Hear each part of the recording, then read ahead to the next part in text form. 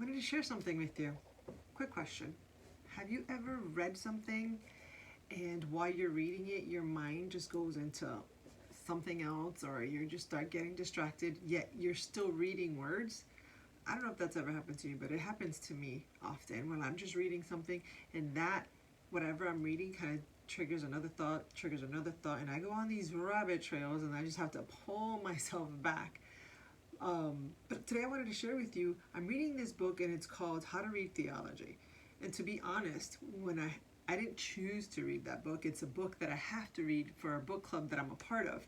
And I was just gonna be honest, totally dreading the reading it because I was like, doesn't really sound like an interesting book. Does it? Not that I don't want to read about theology, not that I don't want to learn more. It just would not have been a book that I would have chosen. However, it was chosen for me, so I just had to read it. But I was reading it, and it's really interesting. There was a couple things that were interesting about it, and what brought my attention to it was the fact that my mind went somewhere else, yet it was still connected with what I was reading. So one thing that I learned about the book, which I'm still reading it, so I don't have the full conclusion, but I just kind of want to share some of my notes from it, some of the walkaways from me. One of the biggest walkaways that I've had with it, it's that it talks about the enemies of love. What are the enemies of love? Granted, in context, as my favorite word, context, in context, the enemies of love is really talking about the enemies of love when it comes to reading theology, because that's what the book is about. So this is the book that I'm reading, and there's the name of the author. This is How to Read Theology, and it's talking about the enemies of love when it comes to reading theology. So it says that there's 4 enemies of love. So let me just share those with you. It's pride, suspicion, favoritism, and impatience. And so, of course, me being me, who I am, what did I do? I went and I looked up the definition of each of those words because I know what they are, but I wanted to see if it was worded a little different. Just wanted to get some clarity on it, so this is what I did. I went and I looked up pride, and pride says it is, according to the Webster's Dictionary, it says pride is a feeling of deep pleasure or satisfaction derived from one's own achievement. Pretty self-explanatory. We're kind of used to that. That's what pride means. Pride means it's a sense of deep pleasure of something that I accomplished. So I'm pride. However, you have the both sides of pride. You have the pride where it's just like, hey, I feel really good about myself. I was able to accomplish this. I went through a whole lot to get here, and I'm here. I'm so proud of myself. I thought I was going to give up. I wasn't able to do, like all these things. But then you're just like, you know what? Shoulders back, chin up. I did a good job. I'm proud of myself. But then there's the other side of pride where it's just, I know better than you know. Or, everything went great because I did it. That sense of the negative side of it where you're just like, it's all about me. And everything is well because of me. I did this because of me. All the attention is on me. All eyes are on me. That's completely a different type of pride than being prideful as far as, hey, I accomplished it. So the enemies of love is pride. And it would be pride in the sense of, it's all about me. Look at me. I did this. I know better. I know more. In that context of pride. The second thing, it says suspicion. Suspicion is a feeling or thought that something is possible, likely, or true. Suspicion it's not healthy at all, because if you suspect something is happening, you're automatically, because you suspect it in your mind and in your heart, what can automatically happen is you start seeing things that may not have been there. Things, you may assume things, you may perceive things that really aren't necessarily there because you're assuming that they're there. So suspicion is an enemy of love, according to our author. Another enemy of love is favoritism, the practice of giving unfavored, preferable treatment to one person or group at the expense of another. Favoritism is when you choose one thing over something else, and we all have favoritism, because I'll tell you what, I think my humans, I think my son and I think my girls are the best humans on this planet because they're my kids, So I have that type of favoritism. I think God favors us. We're his kids. You know what I mean? So, but this is a little bit different. This is in the context of saying that it doesn't matter what's right or wrong, or doesn't matter what it is out there. This is my favorite. This is what I'm going to choose no matter what, good, bad, or ugly. So, for example, I would say favoritism would be, let's say let's talk about my son. For example, if my son does something wrong, right? And then it's my son, and then somebody else does the same thing wrong, and I judge them, I tend to criticize them, I tend to gossip about them, or I have any certain type of feeling about them, though my son did the same thing. Yes, as a Christian, yes, as a mom, yes, as a human being with love and compassion, I'm like, well, that's my son. I'm going to have more leniency because it's my son. But it's talking about that, taking it to a whole different level. Like if my son does something and it's wrong because it's wrong. Period. So I can't favor my son because he's my son, because if it's wrong, it's wrong. So, I mean, I'm sure there's a billion other examples, but that's just a slight example. The last love or enemy of love is impatience. And impatience, it says, having or showing a tendency to be quickly irritated or provoked, restlessly eager. I think that definition meant a lot more to me, the restlessly eager part, because it shows that when we're impatient, we're just like, okay, let's go, hurry up. We're like, we don't give the opportunity for whatever to happen to kind of happen, because we're rushing things. We're not patient enough for something to happen. We know, especially if you're looking at all of these in context, you're sitting there like, we know what's going to happen. We know what's going to go on. And we're just like, come on, let's go.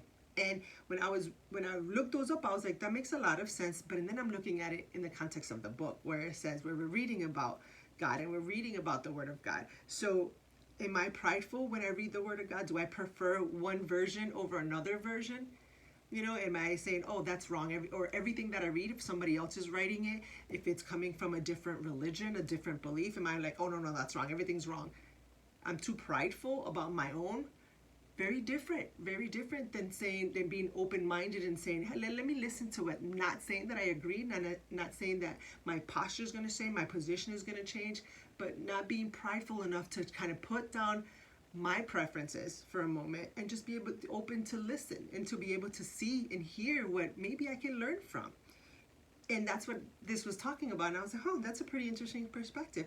Even going into suspicion, grabbing a book from, or listening to someone else speak that you know is from a different belief system, or you know they think different, they process different, they do things different.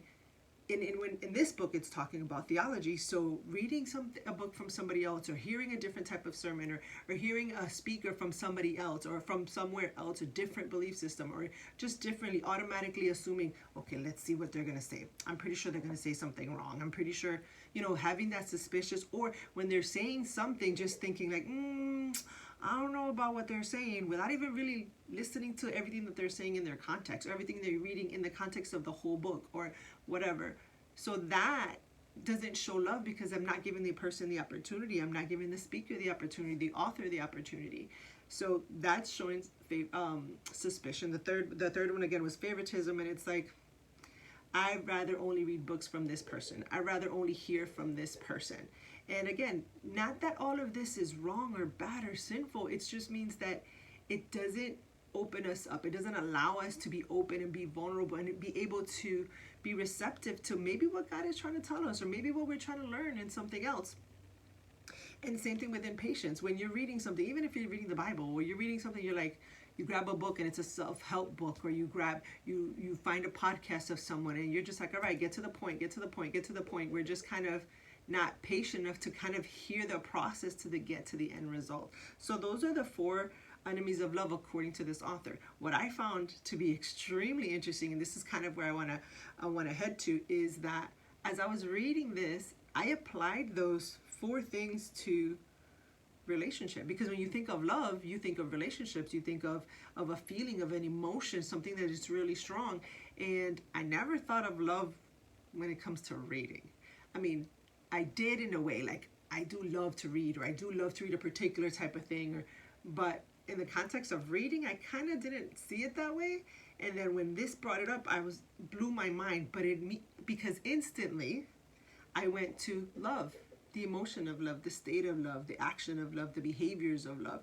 And it brought me to, okay, the enemy of love is pride. And when it comes to relationships, and it doesn't have to be a marriage included, but it doesn't have to be a marriage. It could just be a friend relationship. It could be a parental relationship. It could be an employee relationship. Whatever, just relating with another human being. Pride can really destroy a relationship of someone that we love and we care for, because we feel that we know it all. Our way is the only way. Our thoughts are the only right thoughts. Our emotions are the only right emotions. Our behavior are the only one, because we're prideful, and we don't think we are, because when you think of pride, you think of someone who's very big-headed, somebody who has a very, very huge ego, or however you want to describe it. We kind of think of pride in that way. But pride doesn't have to be that severe or that evident to still have pride in our hearts, to still have pride in our minds, to say, you know what, it's my way or the only way, because I know better.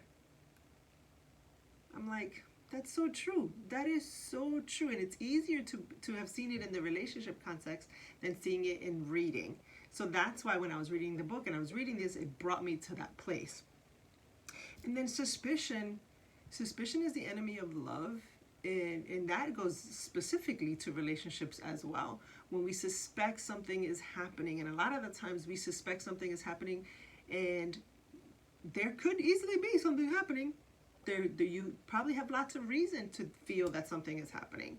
However, our past experiences, our past trauma, our past things that have happened can cause us to have suspicion right off the bat. Suspicion could be right off the bat. It can be our default setting. And in that being said, that can destroy love. That can destroy love in a romantic relationship. That can destroy love in a parental, in a friendship. And it just, because we're automatically default setting, something is wrong. They did something bad. So suspicion is the enemy of love. Another one would be favoritism. Favoritism is the enemy of love in the sense that, well, we talked about that early. We can really destroy someone by favoring someone else, by favoring something else, by choosing something else and not being able to budge or move or decide differently other than that. So that is definitely an enemy of love. And last, being impatient.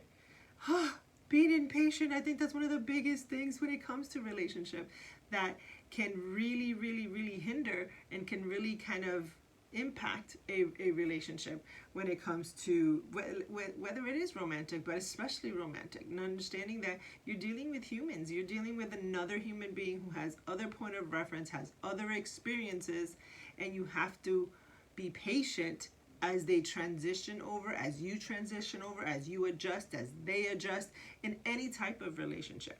So the enemies of love are pride, suspicion, favoritism, and impatience.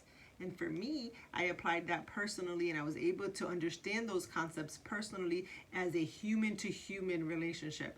But when I was reading the book, it wasn't human to human. It was human to the Word of God, human to the study of God.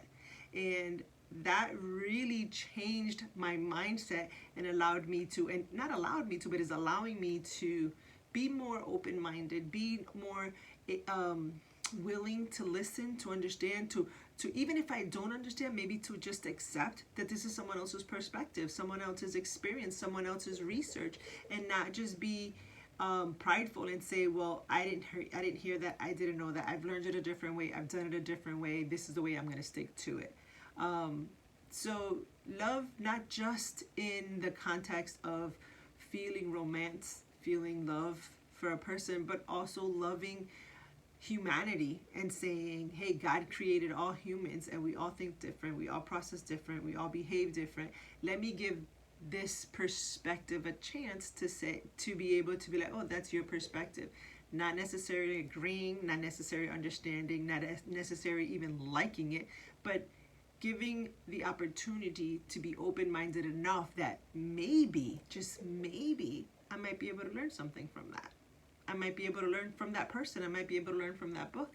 And I think in this book, because it's talking about theology, is let me give this other perspective. Let me see if I can see through somebody else's lenses.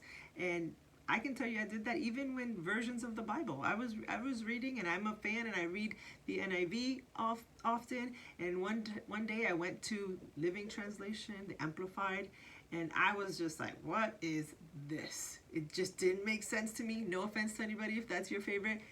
I had never really kind of read into that, and then when I did, it kind of was a shock, because I was like, this is too, it just didn't feel right. That was quite some time ago. However, in hindsight, I can look back and say, oh, that's what I was feeling. I was reading those translations under the lens of pride, under the lens of suspicion, and I didn't give it an opportunity because I thought I knew better, because I favored this other one. And I didn't, it just automatically happened, kept moving, never thought about it until right now that I started to read these things, and I'm like, wow. But again, I initially saw this as a relational thing, and it really was talking about reading the Word of God, studying God. But I think that it's applicable both. I think it's applicable in our daily living with dealing with humans, as well as reading a book. So just wanted to share those little nuggets that I got from it. Hopefully you got something from it. Remember that the enemies of love are pride, suspicion, what's the third one? Favoritism and impatience. Those are the enemies of love that we're learning today. Hopefully that taught you something. Hopefully you can grow from that. Let me know. Talk to you soon.